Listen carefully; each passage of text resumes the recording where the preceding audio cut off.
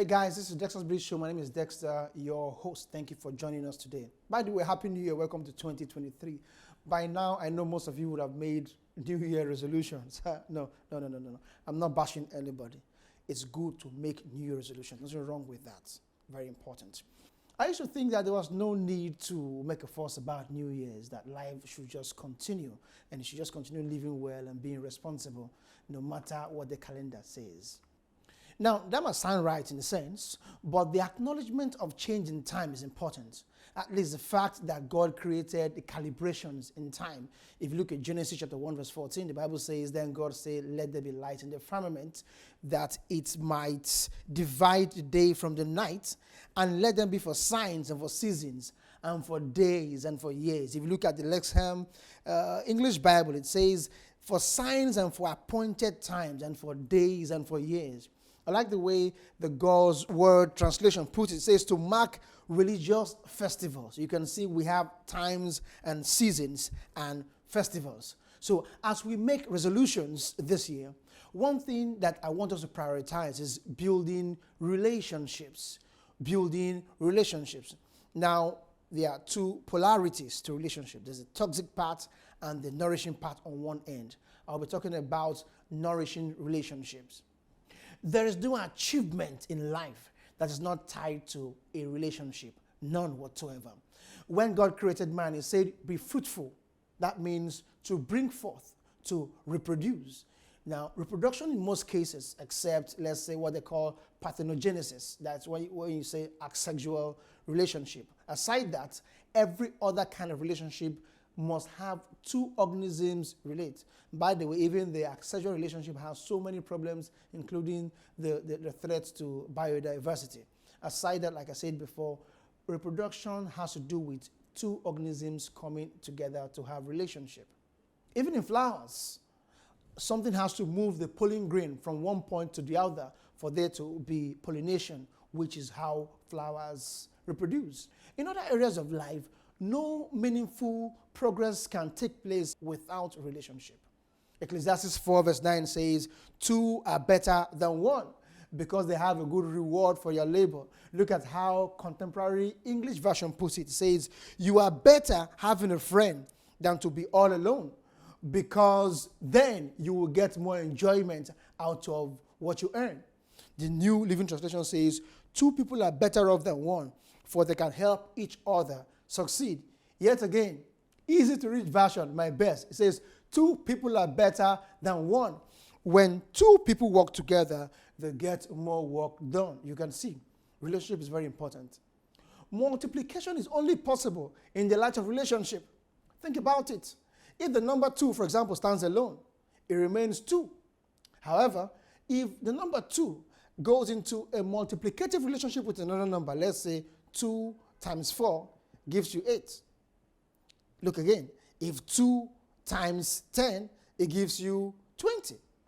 So 2 remains alone. But when it gets into a relationship with another number, there is multiplication. Even a seed cannot grow into a tree until it gets into a relationship with the ground, with the soil. A seed has the potential to become anything, a big tree. But without relationship with the ground, it cannot achieve that. As you can see, every relationship has the product that it delivers. Some would give you things, tangible things. Others will give you strategic information or wisdom. Others, yet discipline. So don't be stereotypical in your expectation of relationships. But you must always know what you're getting out of every relationship. There always has to be something. There always has to be something. Also, you must know the lifetime of every relationship. Just the way one substance can be nourishing at one point and it becomes toxic when it expires, just like a drug. You take it when it's within its lifetime period and it's good. But after expiration, it becomes toxic. So it is with relationships. If a relationship expires, it moves from being nourishing to being toxic. So you must know the seasons. Yes, you must know the seasons. Again, no matter how smart you are, listen to this. No matter how smart you are, there are dimensions of help and achievements that you can only attain on the account of what somebody else has done. No matter how smart you are, there are things that you can only get because somebody else has done something. King David, for example, helped Mephibosheth on the account of Jonathan's goodwill and his friendship. No matter how smart Mephibosheth was, he couldn't have gotten the attention of the king if not for what Jonathan, David's friend, had done. So if we queried your goodwill account now, today, what are you storing up for your children? Think about it. Some of you are actually squandering your children's future. Actually, you are killing your children without knowing it because there is no good report about you. You are messing everything up. Finally, there are 3 levels of every relationship. Number 1, there are those who are above you, that is relating above you. In that case, you give honor and respect. I say this every time. If you see a man who has suffered so much for so long, it's simple. He lacks favor in his life. And you see, favor is a product of honor. You only get favor from places where you have shown honor. And honor is a matter of the heart. The Bible says in Ecclesiastes 10 verse 20 that you should not curse a king in your thought. You see, in your heart. So it is first a matter of the heart before it reflects in your conduct or your speech. The second level of relationship is those at your level. Then you give friendship and loyalty. Do you help others win? Do you help others win? I mean your friends, those at your level, your colleagues in the office. Can you help somebody else win? Or do you always think that somebody else's win would result in your own loss? Do you think another man's shine will make your own lights to diminish? No, it doesn't. You should help people at your level win. Finally, the third level that you must give relationship is those who are below you. You give them compassion. You give them empathy. Render help to those who need it. Oftentimes you see a big man carrying a small handbag and you are jostling to go help them. Whereas you see a cleaner or a low-level worker, a junior worker in your office carrying heavy bags and you tell them, no, push me, oh, don't touch me. Oh. No. They are the ones who need help. Help those who need it. And the best kind of help is given to those who cannot pay you back. Those who don't have anything it takes to pay you back, they're the best kind of people to help.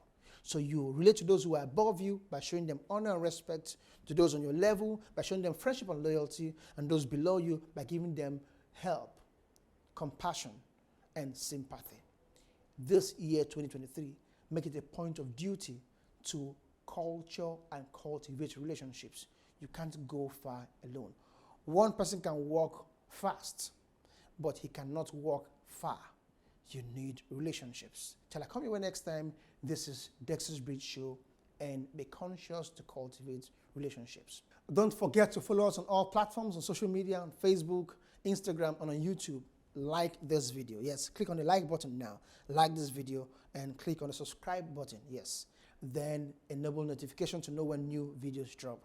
And if you have a story of pain, of hopelessness, and how you're able to find hope, get on to dextersbridge.com and let us share that story. Somebody needs to be inspired. Have a blessed day.